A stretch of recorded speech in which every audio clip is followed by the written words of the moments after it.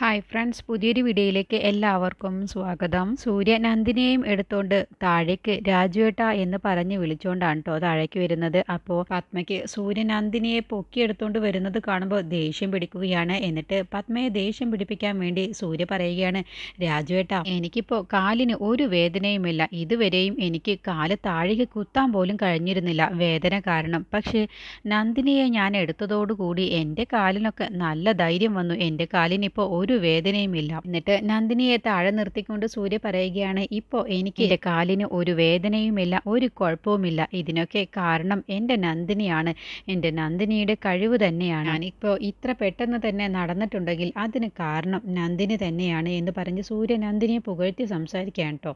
അത് കേൾക്കുമ്പോൾ പത്മയ്ക്ക് നല്ല ദേഷ്യം പിടിക്കുകയാണ്. എന്നിട്ട് രാജുവിനോട് പറയണേ, ഇതുപോലെ തന്നെ എൻ്റെ നന്ദിനി കമ്പനിയെയും ഇതുപോലെ ഉയർത്തി കൊണ്ടുവരും. ഇതുവരെയുള്ള കമ്പനി ആവില്ല, ഇനി നന്ദിനി ആ കമ്പനി ഏറ്റെടുത്ത് നടത്തിയാൻ തുടങ്ങിയാൽ ഇനി കമ്പനി ഉയരത്തിലേക്കാണ് പോവാൻ പോകുന്നത് എന്ന് പറഞ്ഞതോടുകൂടി പത്മ അങ്ങ് പൊട്ടിത്തെറിച്ചുകൊണ്ട് അങ്ങ് എണീക്കുകയാണ്. എന്താടാ നീ പറഞ്ഞത്? കമ്പനിയെ ഉയർത്തിക്കൊണ്ടുവരുമെന്നോ? നീ എന്താടാ കരുതിയത്? ഇതെന്താ കുട്ടിക്കളിയാണെന്നാണോ നീ കരുതിയത്? ഒരു കമ്പനിയെ വളർത്തി വലുതാക്കി കൊണ്ടുവരിക എന്നുള്ളത് എത്രമാത്രം കഷ്ടപ്പാടും ബുദ്ധിമുട്ടിയുമാണ് ഇവിടെ വരെ എത്തിച്ചത് എന്നറിയോ? അല്ലാതെ ഒരു ദിവസം കൊണ്ട് കമ്പനി അങ്ങ് വലുതായി വരികയൊന്നുമില്ല. എത്രയോ കഠിനാധ്വാനത്തോടു കൂടി പ്രയത്നിച്ചിട്ടാണ് ഒരു കമ്പനിയെ വളർത്തി വലുതാക്കുന്നത്. ഒരു ചെറിയ അബദ്ധം മതി കമ്പനി കുത്തനെ താഴേക്ക് പോവാൻ. അല്ലാതെ ഇത് കുട്ടിക്കളിയായിട്ടല്ല എടുക്കേണ്ടത്. എൻ്റെ ഭാര്യയ്ക്ക് ചേരുന്ന പണി അത് വീട്ടു ജോലിയാണ്, അത് ഭംഗിയായി നടത്താൻ നോക്ക്. അത് കേട്ടപ്പോൾ സൂര്യയും വിട്ടുകൊടുക്കുന്നില്ല. അത് നിങ്ങളങ്ങ് ചെയ്താൽ മതി, ഈ വീട്ടിലെ ജോലി മുഴുവനും നിങ്ങൾക്കും ചെയ്യാമല്ലോ എന്നും പറഞ്ഞ് സൂര്യ പത്മയുടെ വാക്കിന് ഒരു വിലയും കൊടുക്കുന്നില്ല കേട്ടോ. എന്നിട്ട് സൂര്യ പറയാണ് നന്ദിനിയോട്, എനിക്ക് നല്ലൊരു ജ്യൂസ് ഉണ്ടാക്കി കൊണ്ടുപോകാൻ നന്ദിനി എന്ന് കളിയാക്കിയ മട്ടിലാണ്, പത്മയെ കളിയാക്കിയ മട്ടിലാണ് പറയുന്നത്. അതോടുകൂടി പത്മ സ്വയം പറയുകയാണ്, ഇവനോട് എത്ര പറഞ്ഞിട്ടും കാര്യമില്ല, ഇവൻ ഒരിക്കലും ആവാൻ ഉദ്ദേശിച്ചിട്ടില്ല എന്ന് പറഞ്ഞുകൊണ്ടാണ് പത്മ റൂമിലേക്ക് പോകുന്നത്. അങ്ങനെ രാജുവും നന്ദിനിയോടൊപ്പം കിച്ചണിലേക്ക് പോവുകയാണ്. രാജുവേട്ടൻ പറയണേ, ഇപ്പോൾ സൂര്യ സാറിനെ കാണുമ്പോൾ ഒരു സന്തോഷമുണ്ട്. സൂര്യ സാർ വയ്യാതെ കിടപ്പിലായപ്പോൾ അതെനിക്ക് സഹിക്കാൻ കഴിഞ്ഞിരുന്നില്ല. നന്ദിനി, നീ കാരണമാണ് സൂര്യ സാർ ഇത്ര പെട്ടെന്ന് എല്ലാം മാറി എണീറ്റ് നടക്കുന്നത്. അപ്പോൾ നന്ദിനി പറയണേ, ഞാൻ കാരണമൊന്നുമല്ല, എനിക്ക് സൂര്യ സാറിനെ നല്ലതുപോലെ നോക്കാനൊന്നും കഴിഞ്ഞിട്ടില്ല, എന്നെ അതിന് ഇവർ സമ്മതിച്ചിട്ടില്ലല്ലോ. ഇപ്പോഴല്ലേ ഞാൻ സൂര്യ സാറിനെ നല്ലതുപോലെ ഒന്ന് ശ്രദ്ധിക്കൽ തുടങ്ങിയത്.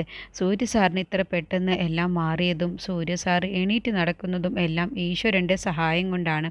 അപ്പോൾ രാജു പറയണേ, അത് മോളെ, ഈ വീട്ടിലിപ്പോൾ സൂര്യ സാർ ഇപ്പോൾ ഇങ്ങനെ എണീറ്റ് നടക്കുന്നത് ആർക്കും ഇഷ്ടപ്പെട്ടിട്ടില്ല. എല്ലാവരുടെയും മുഖം കണ്ടില്ലേ? ഇവരൊക്കെ എന്ത് സാധനങ്ങളാണാവോ? സ്വന്തം കൂടപ്പിറപ്പിനെ അപകടപ്പെടുത്താൻ നോക്കിയ ഇവരൊക്കെ മനുഷ്യർ തന്നെയാണാവോ? അപ്പോൾ നന്ദിനി പറയുന്നത്, അതിനെക്കുറിച്ച് ഞാനും ചിന്തിക്കാറുണ്ട്. സ്വന്തം വീട്ടിലുള്ളവർ തന്നെ അങ്ങോട്ടും ഇങ്ങോട്ടും പരസ്പരം സ്നേഹമില്ലാതെ ഓരോന്ന് ചെയ്യുന്നു, സ്വന്തം കൂടപ്പിറപ്പിനെ അപകടപ്പെടുത്താൻ നോക്കുന്നു. അത് കഴിഞ്ഞ് അമ്മയ്ക്കും സ്വന്തം മകനോട് ദേഷ്യവും വെറുപ്പും. ഇവരൊക്കെ എന്താ ഇങ്ങനെയെന്ന് ഞാനും ചിന്തിക്കാറുണ്ട്. അപ്പോൾ രാജു പറയണേ, നായ്ക്കളുടെ വാല് കുഴലിലിട്ടാലും എത്ര തന്നെ കുഴലിലിട്ടാലും അത് നിവരില്ലല്ലോ, അതുപോലത്തെ സ്വഭാവമാണ് ഇവരുടെയൊക്കെ. അപ്പോൾ നന്ദിനി പറയണ, നമുക്കിതിനെക്കുറിച്ച് സംസാരിക്കേണ്ട, വെറുതെ ഇനി അടുത്ത പ്രശ്നം ഉണ്ടാക്കണ്ട. അപ്പോൾ രാജു പറയാൻ, അല്ല എനിക്കൊരു സംശയം നന്ദിനി, സൂര്യ സാറിന് കാല് നിലത്ത് കുത്താൻ പോലും കഴിഞ്ഞിരുന്നില്ല, നല്ല വേദനയല്ലേ ഉണ്ടായിരുന്നത്. ഇപ്പോൾ പെട്ടെന്ന് നന്ദിനി മോളെ നിന്നെ എടുത്തോണ്ട് സൂര്യ വന്നത് അതൊരു വല്ലാത്ത അതിശയം തന്നെ, എന്താണ് ഉണ്ടായത്? അപ്പോൾ നന്ദിനി പറയണ, എനിക്കും അത് തന്നെയാണ് രാജുവേട്ട അത്ഭുതം. കാല് നിലത്ത് പോലും കുത്താൻ കഴിയാതെ വേദന സഹിക്കാൻ വയ്യാതെയാണ് സൂര്യ സാറ് നടന്നിരുന്നത്. എന്നിട്ട് പെട്ടെന്ന് എന്നെ അങ്ങ് തൂക്കിയെടുത്തുകൊണ്ടാണ് താഴേക്ക് വന്നത്. അപ്പോൾ സൂര്യ സാറിൻ്റെ കാലിലെ വേദനയൊക്കെ പോയത് കണ്ടപ്പോൾ എനിക്ക് തന്നെ അത്ഭുതമാണ് ഉണ്ടായത്. അപ്പോൾ രാജു പറയണേ, ഇതുപോലെ നിങ്ങൾ രണ്ടുപേരും ജീവിതകാലം മുഴുവനും സന്തോഷത്തോടു കൂടി ജീവിക്കണം. ഇനി രാജുവേട്ടൻ്റെ അടുത്ത ആഗ്രഹം എന്താണെന്നോ? നിങ്ങൾക്ക് എത്രയും പെട്ടെന്ന് കുഞ്ഞുങ്ങൾ ഉണ്ടാവണം, എന്നിട്ട് ആ കുഞ്ഞുങ്ങളെ എനിക്ക് ലാളിക്കണം, അതാണ് ഇനി എൻ്റെ അടുത്ത ആഗ്രഹം. അപ്പോൾ നന്ദിനി പറയും, രാജുവേട്ട ഒന്ന് വെറുതെ ഇരിക്കുന്നുണ്ടോ? ഞാൻ ടെറസിൽ കുറച്ച് തുണികൾ ഉണക്കാനിട്ടിരുന്നു, അത് പോയി എടുത്തുകൊണ്ട് വരാം. സൂര്യ സാറിനുള്ള ജ്യൂസ് രാജുവേട്ടൻ ഉണ്ടാക്കി കൊടുത്തേക്ക് എന്ന് പറഞ്ഞ് നന്ദിനി ടെറസിലേക്ക് പോവാൻ കേട്ടോ. എന്നിട്ട് സൂര്യയുടെ ഷർട്ടൊക്കെ ഉണക്കിയിട്ടിരിക്കുന്ന ആ ഭാഗത്തേക്ക് ചെല്ലുകയാണ് നന്ദിനി. എന്നിട്ട് നന്ദിനി സൂര്യയുടെ ഷർട്ടിൽ നോക്കിയിട്ട് ഇങ്ങനെ സ്വയം സംസാരിക്കുകയാണ്. സൂര്യ സാർ, ഇപ്പോൾ എനിക്ക് എവിടെ നോക്കിയാലും എന്ത് പണി ചെയ്യുമ്പോഴും എനിക്ക് സൂര്യ സാറിന് സാറിനെ തന്നെയാണ് എൻ്റെ മനസ്സിൽ വരുന്നത്. എവിടെ നോക്കിയാലും എനിക്ക് സൂര്യ സാറിൻ്റെ മുഖമാണ് എൻ്റെ മനസ്സിൽ തെളിഞ്ഞു വരുന്നത്. എനിക്ക് സൂര്യ സാറിൻ്റെ നടത്തവും ഇരുത്തവും സംസാരവും ചിരിയും കളിയും ഒക്കെയാണ് എൻ്റെ മനസ്സിൽ എപ്പോഴും ഓടി വരുന്നത്. അതുകൊണ്ട് എനിക്ക് സൂര്യ സാറിൻ്റെ അടുത്ത് നിന്ന് മാറാൻ തീരെ ഇഷ്ടമില്ല.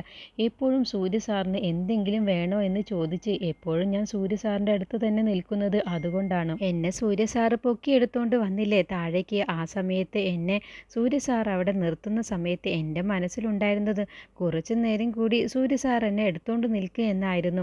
എൻ്റെ മനസ്സിലിപ്പോൾ സൂര്യ സാറിനെ വിട്ടു പിരിയാൻ പറ്റാത്തത്ര അടുപ്പമാണ് എനിക്ക് തോന്നുന്നത്. ആദ്യമൊന്നും ഇങ്ങനെ ഉണ്ടായിരുന്നില്ല. സൂര്യ സാർ എൻ്റെ കഴുത്തിൽ കെട്ടിത്തന്ന ഈ താലി ഉണ്ടല്ലോ, ഇത് കുറച്ച് ദിവസങ്ങൾക്ക് മുന്നേ എനിക്ക് വെറും ഒരു ചരടായിട്ടാണ് എനിക്ക് തോന്നിയത്. പക്ഷേ ഇപ്പോൾ അങ്ങനെയല്ല. ഇപ്പോൾ എനിക്ക് ഈ താലി എൻ്റെ ജീവനായിട്ടാണ് ഞാൻ കാണുന്നത്. അത് എന്താന്ന് ചോദിച്ചാൽ എനിക്കറിയില്ല. ശരിക്കും ഞാൻ സൂര്യ സാറിൻ്റെ ഭാര്യയാവാൻ എനിക്ക് അധികാരമുണ്ടോ എന്നൊന്നും എനിക്കറിയില്ല. അതിനുള്ള അവകാശം എനിക്കുണ്ടോ എന്നൊന്നും എനിക്കറിയില്ല. പക്ഷേ സൂര്യ സാർ എല്ലാവരോടും ഞാൻ സൂര്യ സാറിൻ്റെ ഭാര്യയാണെന്ന് പറഞ്ഞല്ലേ എല്ലാവർക്കും മുന്നിൽ എന്നെ പരിചയപ്പെടുത്തി കൊടുക്കുന്നത്. അതൊക്കെ ശരിക്കും എന്നോടുള്ള ഇഷ്ടം കൊണ്ട് തന്നെയാണോ, അതോ പത്മ മേഡത്തിനെ ദേഷ്യം പിടിപ്പിക്കാൻ വേണ്ടിയാണോ എന്നെ ഇങ്ങനെ ഭാര്യയാണെന്ന് പറഞ്ഞ് എല്ലാവർക്കും മുന്നിൽ പരിചയപ്പെടുത്തി കൊടുക്കുന്നതും എന്നെ ഇങ്ങനെ സ്നേഹിക്കുന്നതുമൊക്കെ? എനിക്ക് സൂര്യ സാറിൻ്റെ ഭാര്യയാവാൻ യോഗ്യതയുണ്ടോ എന്ന് ചോദിച്ചാൽ എനിക്കറിയില്ല.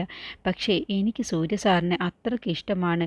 ഇനിയിപ്പോൾ ഈ ജന്മത്തിൽ സൂര്യ സാറിൻ്റെ ഭാര്യയാവാൻ എനിക്ക് യോഗ്യതയില്ലെങ്കിൽ അടുത്ത ജന്മത്തിൽ ഉറപ്പായും അതിനുള്ള യോഗ്യത ഉണ്ടാവണേ എന്നാണ് ഞാൻ ആഗ്രഹിക്കുന്നത്. അപ്പോഴത്തേക്കും സൂര്യ അവിടേക്ക് വരികയാണ്. നന്ദിനിയുടെ അടുത്തേക്ക് നന്ദിനി എന്ന് പറഞ്ഞ് വിളിച്ചുകൊണ്ടാണ് വരുന്നത്. പക്ഷേ സൂര്യ വന്നതൊന്നും തന്നെ നന്ദിനി കാണുന്നില്ല. അപ്പോഴും നന്ദിനി സൂര്യയുടെ ഷർട്ടിൽ നോക്കി സ്വയം സംസാരിക്കുകയാണ്.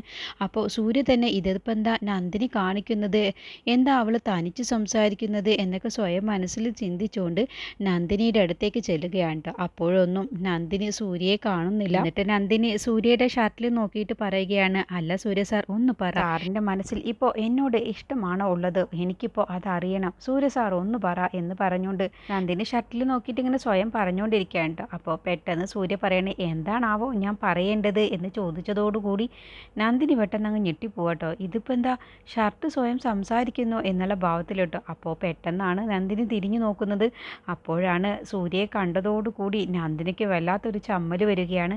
അപ്പോൾ സൂര്യ ചോദിക്കുകയാണ്, എന്താണാവോ നിനക്ക് അറിയേണ്ടത്? അതോടുകൂടി നന്ദിനിക്ക് പെട്ടെന്ന് നാണം വരികയാണ് കേട്ടോ. അപ്പോൾ അല്ല സൂര്യ സാർ, എന്താ സാർ ഇപ്പോൾ പെട്ടെന്ന് ഇവിടേക്ക് വന്നത്? സാറിന് എന്തെങ്കിലും വേണോ? ചായയോ കാപ്പിയോ അങ്ങനെ എന്തെങ്കിലും വേണോ? അപ്പോൾ നന്ദിനിയെ കളിയാക്കിയിട്ട് സൂര്യ പറയണേ, അതെന്താ നീ ഇപ്പോൾ ടെറസിലിപ്പോൾ ചായക്കട തുടങ്ങിയിട്ടുണ്ടോ? അതല്ല സൂര്യ സാർ, എന്താണാവോ ഇവിടേക്ക് പെട്ടെന്ന് വന്നത്? അതൊക്കെ ഇരിക്കട്ടെ, നീ ഇപ്പോൾ എന്താണ് ചോദിച്ചത്? നിനക്ക് എന്താണ് അറിയേണ്ടത്?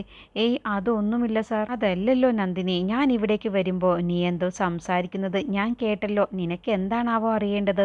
അത് പിന്നെ സാർ എന്ന് പറഞ്ഞ് നന്ദിനി പെട്ടെന്ന് പതറുകയാണ് കേട്ടോ. അപ്പോൾ സൂര്യ പറയണേ, ഞാൻ എല്ലാം കേട്ടു നന്ദിനി. എൻ്റെ മനസ്സിൽ നിനക്കിപ്പോൾ ഉള്ള സ്ഥാനം എന്താണെന്നോ? എൻ്റെ മനസ്സിൽ എൻ്റെ അച്ഛൻ്റെ സ്ഥാനം കഴിഞ്ഞാൽ പിന്നെ നിനക്കാണ് സ്ഥാനം. നിന്നെ ഞാൻ എൻ്റെ ജീവനായിട്ട് ഇപ്പോൾ ഞാൻ സ്നേഹിക്കുന്നുണ്ട്. അത് കേട്ടപ്പോൾ നന്ദിനിക്ക് ഒരുപാട് സന്തോഷമാവാണ്. എന്നിട്ട് നന്ദിനി പെട്ടെന്ന് ഡ്രസ്സ് എടുക്കാൻ വേണ്ടി പോകാൻ ഒരുങ്ങുമ്പോഴാണ് പെട്ടെന്ന് നന്ദിനി അത് കാണുന്നത്. അപ്പോൾ സൂര്യ പോവാൻ ഒരുങ്ങാന്ന് കാണുമ്പോൾ സൂര്യ പോവല്ലേ, അവിടെ അനങ്ങാതെ നിൽക്കണം. അത് കണ്ടപ്പോൾ സൂര്യയുടെ അടുത്തേക്ക് നന്ദിനി ഇങ്ങനെ അടുത്തടുത്തേക്ക് വരുമ്പോൾ സൂര്യ പെട്ടെന്ന് ഇതിപ്പോൾ എന്തിനാ നന്ദിനി എൻ്റെ അടുത്തേക്ക് വരുന്നത് എന്നുള്ള ഭാവത്തിലാണ് കേട്ടോ. സൂര്യ ഒരു ചമ്മലോട് കൂടി നിൽക്കുകയാണ്. അങ്ങനെ നന്ദിനി സൂര്യയുടെ അടുത്തേക്ക് അങ്ങ് ചെല്ലുകയാണ് കേട്ടോ. എന്നിട്ട് പെട്ടെന്ന് സൂര്യയുടെ ഷോൾഡറിലുള്ള പല്ലി അങ്ങ് തട്ടിക്കളയുകയാണ്. അപ്പോഴാണ് സൂര്യ അത് മനസ്സിലാക്കുന്നത്. സൂര്യയുടെ ഷോൾഡറിൽ ഒരു പല്ലിയെ കണ്ടതുകൊണ്ടാണ് നന്ദിനി എന്നോട് അനങ്ങരുത് എന്ന് പറഞ്ഞത്. ഞാൻ വെറുതെ തെറ്റിദ്ധരിച്ചു എന്നുള്ള ഭാവത്തിലാണ് കേട്ടോ സൂര്യ നിൽക്കുന്നത്. അങ്ങനെ പെട്ടെന്ന് നന്ദിനി സൂര്യയുടെ ഷോൾഡറിലുള്ള പല്ലിയെ തട്ടിക്കളഞ്ഞതോടുകൂടി പെട്ടെന്ന് സൂര്യ അങ്ങ് ഞെട്ടിപ്പോവാണ്. എന്നിട്ട് അയ്യോ പല്ലി എന്ന് പറയുമ്പോൾ, അല്ല നന്ദിനി നിനക്ക് പല്ലിയെ പേടിയില്ലേ? അപ്പോൾ നന്ദിനി പറയണേ, എനിക്ക് പല്ലിയൊന്നും പേടിയില്ല. അല്ല സാധാരണ സ്ത്രീകൾക്ക് പല്ലിയൊക്കെ പേടിയുണ്ടാവും, അതുകൊണ്ടാണ് നന്ദിനി ഞാൻ ചോദിച്ചത്, നിനക്കെന്താ പല്ലിയൊന്നും പേടിയില്ലേ? അപ്പോൾ നന്ദിനി പൊട്ടിച്ചിരിക്കുകയാണ്. സൂര്യയുടെ ആ ഒരു പെട്ടെന്നുള്ള ഞെട്ടലും ആ പരിഭ്രമവും പല്ലിയെ കണ്ടതോടുകൂടിയുള്ള വെപ്രാളമൊക്കെ കാണുമ്പോൾ നന്ദിനി പൊട്ടിച്ചിരിക്കുകയാണ്. അപ്പോൾ നന്ദിനി പറയണേ, ഇല്ല സൂര്യ സാർ, എനിക്ക് പല്ലിയെ ഒന്നും പേടിയില്ല. സൂര്യ പല്ലിയെ കണ്ടതോടുകൂടിയുള്ള ആ വെപ്രാളവും ഞെട്ടലും പേടിയൊക്കെ കണ്ടപ്പോൾ നന്ദിനിയുടെ മുന്നിൽ ചെറുതായിട്ടൊക്കെ സൂര്യ അങ്ങ് ചമ്മിപ്പോവുകയാണ് കേട്ടോ. എന്നിട്ട് നന്ദിനിയോട് ചോദിക്കാൻ, അല്ല ഞാൻ നിന്നെ സഹായിക്കണോ എന്ന് ചോദിക്കുമ്പോൾ, വേണ്ട സാർ, ഇതെനിക്ക് ചെയ്യാവുന്നതേ ഉള്ളൂ, സാർ എന്തായാലും റൂമിലേക്ക് പോയിക്കോ, എന്നാൽ നീ പെട്ടെന്ന് വാ എന്ന് പറഞ്ഞ് പറഞ്ഞുകൊണ്ടാണ് സൂര്യ റൂമിലേക്ക് പോകുന്നത്. അങ്ങനെ നന്ദിനിക്ക് സൂര്യയുടെ ആ വെപ്രാളവും പേടിയൊക്കെ ചെറുതായിട്ടൊരു ഞെട്ടലൊക്കെ കണ്ടപ്പോൾ നന്ദിനി പൊട്ടിച്ചിരിക്കുകയാണ്. ഈ സമയം ഇന്ദ്രജയും വിജയനും കൂടി സംസാരിക്കുകയാണ്. അപ്പോൾ ഇന്ദ്രജയ്ക്ക് നന്ദിനിയോടുള്ള കലി അടക്കാൻ കഴിയുന്നില്ല. എന്നിട്ട് വിജയനോട് പറയാണ്, അവളെ എത്രയും പെട്ടെന്ന് എന്തെങ്കിലും ചെയ്തേ പറ്റൂ, അല്ല എന്നുണ്ടെങ്കിൽ എൻ്റെ ദേഷ്യം എനിക്ക് അടക്കാൻ കഴിയുന്നില്ല. അതുകൊണ്ട് അവൾ കരയുന്നത് എനിക്ക് കാണണം, എനിക്കത് കേൾക്കണം. അതിനുള്ള വഴിയാണ് നിങ്ങൾ ഇനി ആലോചിക്കേണ്ടത്. അപ്പോൾ വിജയൻ പറയണേ, ഞാൻ എന്താണ് ചെയ്യേണ്ടത്? എന്നെക്കൊണ്ട് കഴിയുന്നത് പോലെ ഞാൻ ചെയ്തു തരാം. എങ്കിൽ ഞാൻ പറയുന്നത് പോലെ നിങ്ങൾ കേട്ടാൽ മതി എന്ന് പറഞ്ഞ് വിജയൻ്റെ ചെവിയിൽ ഒരു ഐഡിയ പറഞ്ഞു കൊടുക്കുകയാണ് കേട്ടോ. എന്നിട്ട് വിജയൻ നേരെ നന്ദിനിയെ തിരഞ്ഞുകൊണ്ട് കിച്ചണിലേക്ക് ചെല്ലുകയാണ്. അപ്പോൾ രാജുവേട്ടൻ അവിടെ ജോലിയിലായിരിക്കും. എവിടെ നന്ദിനി എവിടെ എന്ന് ചോദിക്കുമ്പോൾ, എന്താ സാറിന് വല്ല ചായയോ കാപ്പിയോ എന്തെങ്കിലും വേണോ? ഞാൻ ഉണ്ടാക്കി തരാമെന്ന് പറയുമ്പോൾ, നീ ഉണ്ടാക്കിയതൊക്കെ ആര് കുടിക്കാനാണ്? നന്ദിനി എവിടെ? ആദ്യം അത് പറ. അപ്പോൾ നന്ദിനി ടെറസിൽ എന്തോ തുണി ഇട്ടിട്ടുണ്ട് എന്ന് പറഞ്ഞ് അത് എടുക്കാൻ വേണ്ടി പോയതാണ്. എങ്കിൽ ഞാൻ നന്ദിനിയെ വിളിച്ചുകൊണ്ട് വരാം സാർ, നിന്റെ സഹായം വേണ്ട, ഞാൻ തന്നെ പൊയ്ക്കോളാം എന്ന് പറഞ്ഞ് വിജയൻ നന്ദിനിയുടെ അടുത്തേക്ക് ചെല്ലാൻ കേട്ടോ. അപ്പോൾ നന്ദിനി ആണെങ്കിലോ ഡ്രസ്സുകളൊക്കെ എടുത്തുകൊണ്ടിരിക്കുകയാണ്. ആ സമയത്ത് വിജയൻ നന്ദിനിയെ കാണാതെ അവിടെ ഒരു കയറ് കെട്ടി വെക്കുകയാണ്. നന്ദിനി ഇറങ്ങി വരുന്ന ആ സ്റ്റെപ്പിൻ്റെ ഭാഗത്തായിട്ട് ഒരു കയറ് കെട്ടുകയാണ് കേട്ടോ. എന്നിട്ട് ആ കയറിൽ തട്ടി നന്ദിനി താഴേക്ക് വീഴണം. എന്നിട്ട് നന്ദിനിക്ക് എന്തെങ്കിലും പരിക്ക് പറ്റണം, വേദന സഹിക്കാതെ അവൾ കരയണം, ആ നിലവിളി ഇന്ദ്രജ കേൾക്കണം. എന്നിട്ട് ഇന്ദ്രജയ്ക്ക് ഒരു ആശ്വാസം ഉണ്ടാവണം. അല്ല എന്നുണ്ടെങ്കിൽ എൻ്റെ കാര്യത്തിൽ ഇന്ദ്രജ ഒരു തീരുമാനമെടുക്കുമെന്നൊക്കെ മനസ്സിൽ ചിന്തിച്ചുകൊണ്ടാണ് വിജയൻ നന്ദിനി കാണാതെ അവിടെ ഒരു കയറ് കെട്ടിവെക്കുന്നത്. എന്നിട്ട് നന്ദിനി നടന്നു വരുന്ന സമയത്ത് നന്ദിനി ആ കയറ് കാണാതെ കാല് തട്ടി വീണ് താഴേക്ക് സ്റ്റെപ്പിൽ നിന്നും താഴേക്ക് വീഴും. അതോടുകൂടി നന്ദിനിയുടെ കാര്യത്തിൽ ഒരു തീരുമാനമുണ്ടാവും എന്നൊക്കെ ഉദ്ദേശിച്ചുകൊണ്ടാണ് വിജയൻ അവിടെ നന്ദിനി കാണാതെ അവരെ കയറ് കെട്ടിവെക്കുന്നത്. എന്നിട്ട് വിജയൻ അവിടെ നിന്ന് അങ്ങ് പോവുകയാണ്. ഇതിനെക്കുറിച്ചുള്ള ബാക്കി റിവ്യൂ അടുത്ത വീഡിയോയിൽ പറയാം.